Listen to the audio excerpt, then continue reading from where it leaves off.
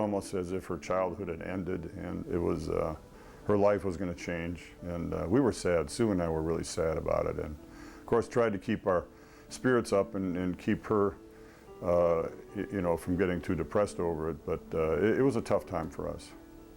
It's devastating news when you first hear it, but I think everybody can rise to the occasion, and you can get through it if you have support and support of one another, and outside support if you need it too. But it is a lifelong illness. At first, when Laura was diagnosed, I have heard of diabetes, but I honestly didn't know much about it. So I wasn't overly concerned until I came home from school, and then I saw directly how it impacted her. And as she grew up with it, it didn't get any easier. It got more complicated, if anything. This disease will challenge you. This disease comes in many forms, and when you think you know something about it, you will be surprised.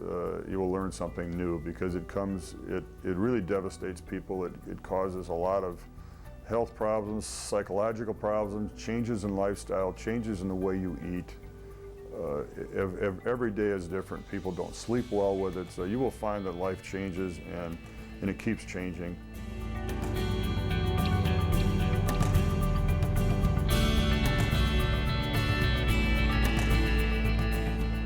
When Laura was diagnosed, we had an immediate diagnosis from a pediatrician, and as parents, we ushered Laura into the hospital, stayed with her, and became her advocates. We trained her how to work with diabetes, how to control her diet, when to sleep, when to take the insulin.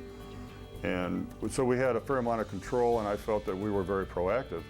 When a 33-year-old man gets diabetes and he lives on his own, we had very little input. We worried just as much, but we had no way of really helping Steve. He was on his own.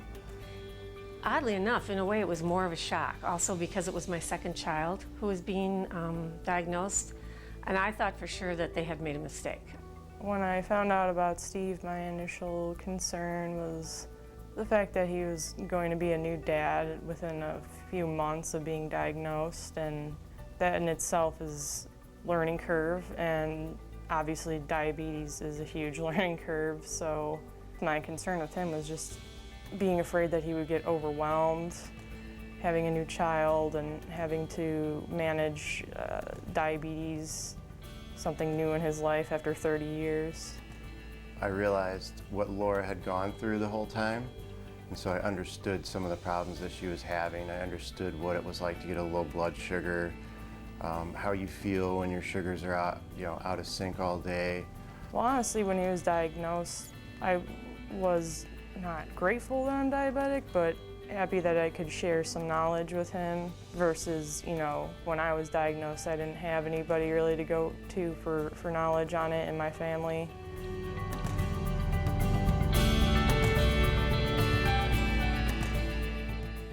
It's definitely been a wake-up call as to how serious the illness is.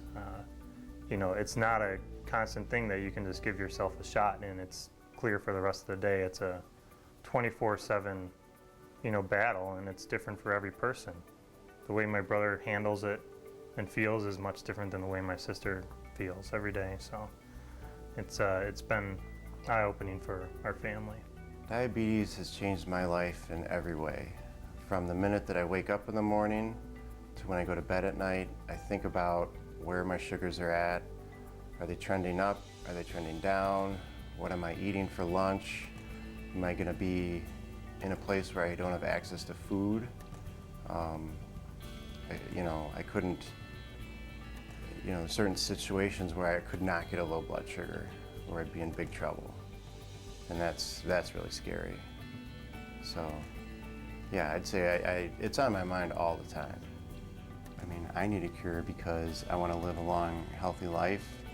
I don't want to worry about Jack getting diabetes. I have a lot of hope for Steve and Laura today that there will be a cure for this disease and they're going to live normal lives. JDRF gives us a really positive focus to think about that this is something we can do together that actually will make a difference. We don't have to commiserate over the disease. We can work proactively to do something about it and find a cure.